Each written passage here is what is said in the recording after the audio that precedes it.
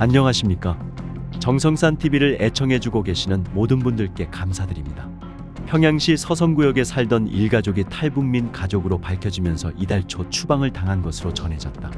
평양시 소식통은 이달 초순 서성구역에서 한 일가족이 추방되는 일이 있었다며 가족 중 한 명이 사망자로 기록돼 있었으나 실제로는 한국에 살고 있다는 것이 드러나면서 추방을 당한 것이라고 전했다. 북한은 주민이 사라지면 우선 행방불명자로 명단에 올려뒀다가 중국이나 한국 등에 살고 있다는 것이 어떤 경로로든 확인되면 탈북민이라는 딱지를 붙인다. 그렇게 되면 북한에 남아있는 가족들은 탈북민 가족으로 철저히 관리되고 친인척까지도 사회적 발전에 제약을 받는다. 이런 실정으로 권력이 있거나 돈이 있는 집은 가족 중에 탈북한 사람이 있으면 행방불명자 명단에 오르기도 전에 미리 뇌물을 써서 보위부와 사업해 사망으로 기록되도록 문건을 처리한다. 이번에 추방된 평양의 일가족도 지난 2005년경 탈북한 한 가족 구성원을 사망 처리해 그동안 무탈하게 살고 있었는데 그가 사망하지 않고 한국에 정착해 살고 있다는 사실을 보위부가 최근 알게 되면서 곧바로 추방당했다는 전언이다. 이 가족은 몇 년 전 평안북도 신의주 송금 브로커를 통해 탈북한 가족으로부터 돈을 전달받았다고 한다. 그런데 최근 이 브로커가 보위부에 체포됐고 그동안 돈을 전달한 주민 명단이 보위부에 넘어가면서 이 가족에 대한 정보가 노출된 것으로 알려졌다. 소식통은 혁명의 수도 평양시에는 탈북민 가족이 살 수 없다.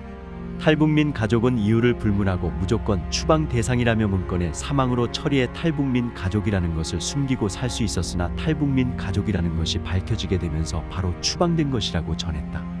이런 가운데 평양시 보위부는 이번 가족 추방 사건을 계기로 이달 내 중앙 국가보위성의 검열을 받게 돼 내부에 긴장된 분위기가 감돌고 있다고 소식통은 전했다.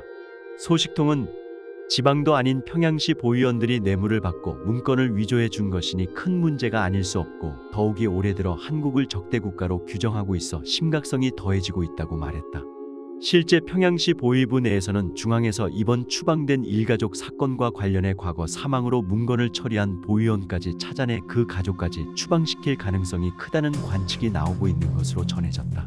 소식통은 이번 국가보위성의 검열로 뇌물을 받고 탈북민을 사망 처리해준 사례가 또 드러나면 그 보위원은 정복을 벗거나 지방으로 조동될 수 있어 초긴장 상태에 있다고 전했다.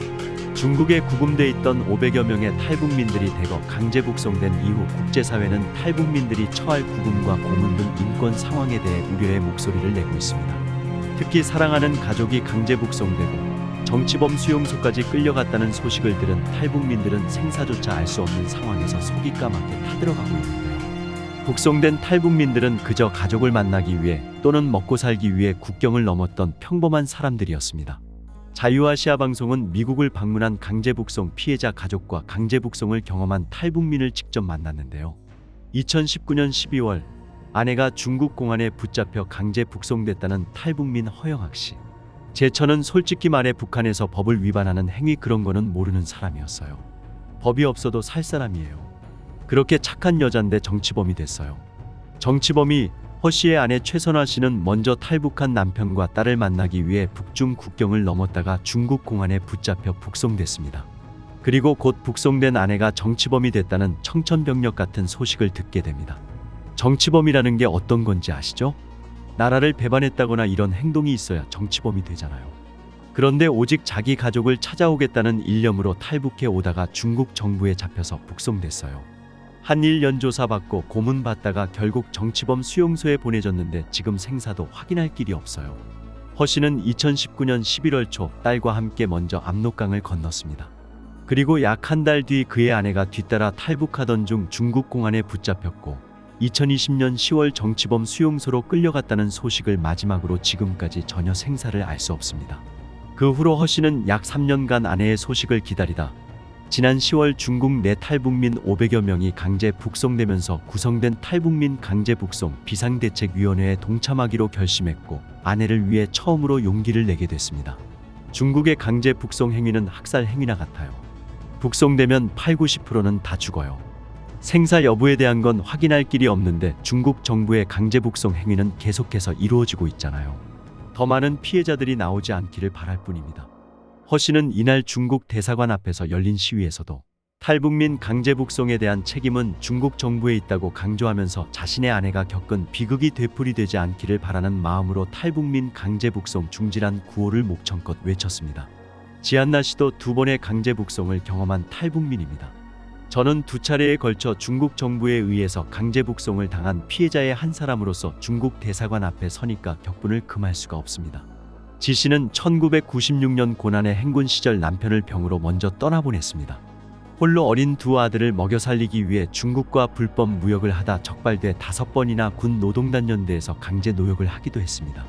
그리고 2009년 11월 북한의 화폐 개혁으로 국가가 돈을 수거한 뒤 100분의 1로 대폭 깎은 금액만을 돌려주자 지 씨는 아이들에게 돈을 벌어서 데리러 오겠다는 약속을 남기고 2010년 탈북하게 됩니다.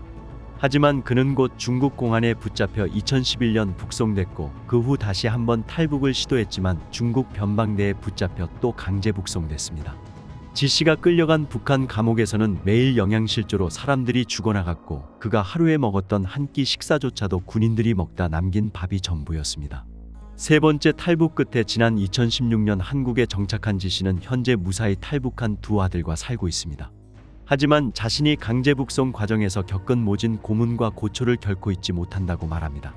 빳빳한 가죽 뒤로 매일 같은 자리를 맞아 움푹 파인 다리에 상처를 볼 때마다 또 뼈가 뒤틀려 가누기 힘들어진 뒷목의 통증을 느낄 때마다 당시 끔찍했던 기억이 떠오르기 때문입니다. 우리가 중국에서 큰 죄를 범한 것도 아니고 그저 살기 위해서 살 길을 찾아 중국을 통해 한국으로 오려 한 것이 그렇게 죄가 돼서 정치범 수용소에 끌려갔잖아요. 얼마나 원통하고 마음 아픈 일이에요. 그래도 저는 그 죽음의 문턱에서 살아나와서 이렇게 3번째 탈북에 성공해서 한국에 왔는데 다른 사람들은 지금 죽었는지 살았는지 알지도 못하고 그는 자신이 겪었던 강제 북송의 고통을 너무나 잘 알기에 같은 상황을 겪고 있을 탈북민들을 위해 작은 힘을 보태기로 했습니다.